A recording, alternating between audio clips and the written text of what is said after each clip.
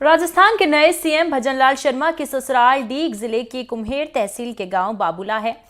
सन 1995 में उनकी गीता देवी से शादी हुई थी। एनडीटीवी टीम सीएम भजनलाल के ससुराल पहुंची और उनके सास ससुर से बातचीत की। उनके सास और ससुर ने कहा कि हमें तो सिर्फ मंत्री की उम्मीद थी, हमने कभी नहीं सोचा था कि इतना बड़ा पद उनको मिल जाएगा। उन्होंने कहा कि गिरिराज महाराज की मेहर और मोदी के आशीर्वाद की बदौलत आज वो राजस्थान के मुखिया बने हैं। सीएम भजनलाल शर्मा के ससुराल गोविंद प्रसाद ने बताया कि उनके 4 बेटे और 1 पुत्री हैं। सन 1995 में पुत्र बेटी गीता का विवाह दामाद भजनलाल से किया गया था, तो वो बीएड कर रहे थे। तब तक उनकी राजनीति की शुरुआत नहीं हुई थी। हम लोगों को ये जरूर उम्मीद थी कि कहीं ना कहीं वो सरकारी शिक्षक अवश्य बन जाएंगे। उन्होंने बताया कि वो जब भी गोवर्धन आते हैं तो यहाँ जरूर मिलकर जाते हैं और उन्हें अब इस बात का भरोसा है कि राजस्थान का विकास बेहतर ढंग से होगा।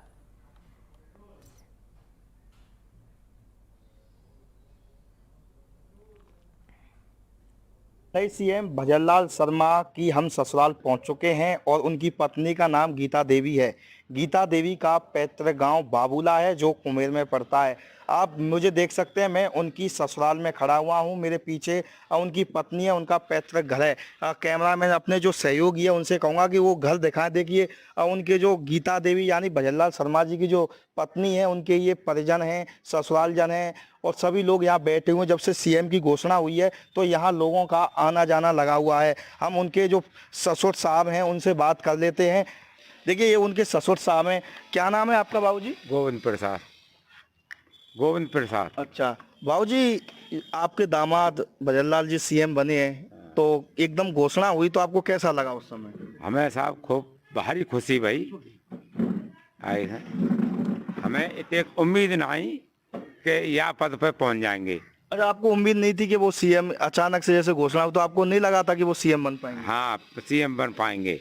हमें मंत्री की उम्मीद है, पर जब एकदम रिजल्ट खुलो तो एकदम आई समझ में या जयकारे लग गए। अच्छा, जो जैसे आपकी बच्ची गीता देवी है उनका संबंध कौन सी साल में होता, कब शादी हुई थी भजनलाल जी से? हाँ, कौन सी 1995 में। अच्छा, 1995 में संबंध हुआ था। हाँ। अच्छा, वो जब आपने अपनी बच्ची की शादी की थी तो वो पढ़ाई कर रहे थे या राजनीति में आ गए थे? ना बीएड कर रही है। बीएड कर ले। हाँ। जैसा कि उनके पिताजी थे भजनलाल जी के, वो नहीं चाहते थे कि राजनीति में बच्चा जाए, वो नौकरी लगवाना चाहते थे। तो आपसे भी बातचीत की थी उन्होंने कि इनको समझाओ, ऐसा कुछ हुआ था? ना, ऐसा कुछ नहीं हुआ। हमें उम्मीद है कि कछु न कछु में लग जाएंगे। मास्टर तो है ही जाएंगे, बीएड कर रही है तो बच्ची को कोई दुख ना है। 30-35 बीघे जमीन है तो बच्ची को खूब आराम रहेगा। आई है। अब ये भविष्य की बात है जो अब ये वहाँ पहुँच गए, ये फिर आरएस में जुड़ गए, फिर ये सरपंच है गए गांव में, फिर बाद में फिर ये यार राजनीति में आएंगे। अच्छा, राजनीति में जैसे आए तो कभी ऐसी बातचीत हुई जैसे आपकी बच्ची ने आपसे कहा हो कि ये राजनीति में जा रहे हैं, कभी नोक झोंक भी हुई? ना, नोक झोंक कोई ना भाई। हाँ, राजनीति बहुत बढ़िया बच्ची रही हमारी और फिर बच्ची हमारी वो है गई, वो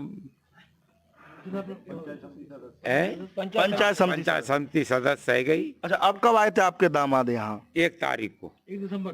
हाँ, 1 दिसंबर के 1 तारीख को आए। यहाँ आते थे, लोगों से बातचीत करते थे, कैसा व्यवहार था उनका? व्यवहार बहुत बढ़िया, सबसे मिलजुल के ना बात करनी, बढ़िया बातचीत। अब कब बात हुई है आपकी उनसे? अब मेरी बात 22 दिन भाई यहाँ ठोल 1 दिसंबर को ही बात वही, बात के बाद मेरी खुद की बात ना भाई। अच्छा, अब क्या लग रहा है आपको, जैसे आपके दामाद राजस्थान के मुखिया बन गए हैं तो अब विकास कर पाएंगे जैसे पिछली सालों की बजाय? विकास करेंगे खूब यहाँ पे पूरे राजस्थान में। और भरतपुर जिले के तो बहुत तरक्की करेंगे क्योंकि बहुत पिछड़े बहुत जिले हो। यहाँ पिछले जो भय कहाँ हैं एमएलए बने का उन्हें कुछ नहीं किया। एक खाली दिगंबर कर गया यहाँ, जो कुछ कर गया राजा ने कुछ नहीं किया। बांध तो सड़क ही फोरी है। अच्छा, ये बताइए जैसे सीएम की घोषणा हुई थी तो आपको सूचना किसने दी थी? यहाँ टीवी पे देखी। टीवी पर देखी? हाँ। कैसा माहौल हो गया था जैसे सीएम की घोषणा हुई? यहाँ ठोई और पास के गांवन क्यों आ गए, यहाँ ठोई बहुत तगड़ी भीड़ रह गई।